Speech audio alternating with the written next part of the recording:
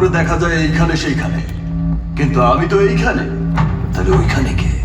কোন চর, শত্রু, নাকি ভ্রম, টেনশন, কনফিউশন? সূচনা আমাকে বলল আমার মতো নাকি একজনকে দেখা গেছে, অভিনেতা। কিন্তু আমার সিনেমায় আমার চরিত্রে যে অভিনয় করবে তাকে যদি দর্শক আগেই দেখে ফেলে তাহলে তো সিনেমা ফ্লপ। এই জন্যেই তোমার আবারের জীবন নিয়ে তৈরি হচ্ছে এক সিনেমা, আর সেই ছবির হিরো তুমি। সিনেমা নায়ক? ইয়েস, চাকলাকার গল্প লিখবে আর তুমি অভিনয় করবে, সিম্পল।